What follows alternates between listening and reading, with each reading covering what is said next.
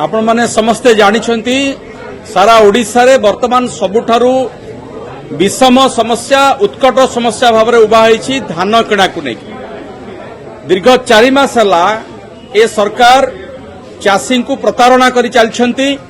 चाषी तार धान नहीं मंडी रे बसिछि, खरा वर्षा शीत काकर रे राति कटौछि, सरकार मौज करुछंती। एवं आमे मु अत्यंत दायित्ववान सहित कहबाकू चाहे ए सरकार जानी शुणी षड्यंत्र करिसेंती चाषीर धान केमती किणा न जीव एथिपाई करिसेंती।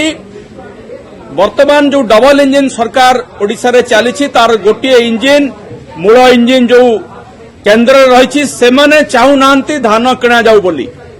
धान पर्याप्त परिमाण रे गत वर्ष लोक माने आम चाषी माने उत्पादन करथिले, सेमाने भाबी नथिले जे एते धान ए वर्ष मध्ये उत्पादन हबो। तेणु अधिक धान उत्पादन हवा फल से जो 800 टंकार इनपुट सब्सिडी घोषणा करथिले ताहा दबा तांको पई असंभव होई पड़िछि। सेहिपाई जानी शुणी धान बिक्रीर प्रक्रिया को विलंबित करा जाउछि। ये गोटे षड्यंत्रर अंश विशेष। चाषी दीर्घ दिन धरिकी मंडी रे बसी रहिबो, तार धान बिक्री हबो नाही, मिलर मान को लगेई दिया जिवो धान न किनिबा पई। तापरे बाध्य होइकरी चाषी मंडी रु जाइकी खोला बाजार रे अभावी बिक्री करिवो एवं सेमाने तांकर लक्ष्य पूर्ण हो गला आउ चाषी नाहंती कहिकी एथुरु ओरी जिवे। ये होउची सरकारी षड्यंत्र।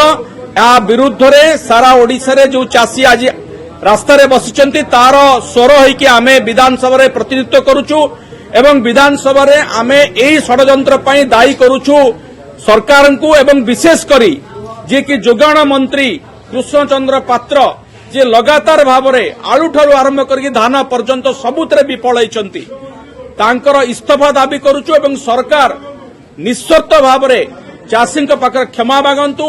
सबु धान 3100 टंकार केमती किणिबे तार व्यवस्था करंतु, तापर जाकि विधानसभा सचल हबो, विधानसभा अन्य प्रसंग आलोचना हबो। ए आलोचना न करिवार मूल कारण हला चाषी मानक सहित मध्य सरकार आलोचना करूनांती। सरकारी स्तर रे एई भली निष्पत्ति करा जायछि जे चाषी को हैरान करा जिवो, हरकत करा जिवो, हंतसंत करा जिवो, जा फल चाषी आर थर को मध्य कम धान उत्पादन करिवो। एवं एकता मध्य सरकार कर सारलेनी।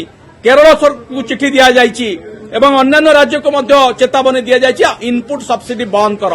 तेणु ये पूरा षड्यंत्र को चाषी माने बुझी सारलेनी। आमे मध्य विरोधी दल भाव में दायित्ववान सहित एई प्रसंग को विधानसभा आरंभ उठेइछु एवं शेष पर्यंत एई प्रसंग रे आमे दृढ़ रहिबु एवं ए सरकार को बाध्य करिबु चाषीकर सब धान किणिबा पई। डीटीवी ओडिया देखिबा पई सब्सक्राइब करंतु एवं बेल आइकन को मध्य दबाई दियंतु।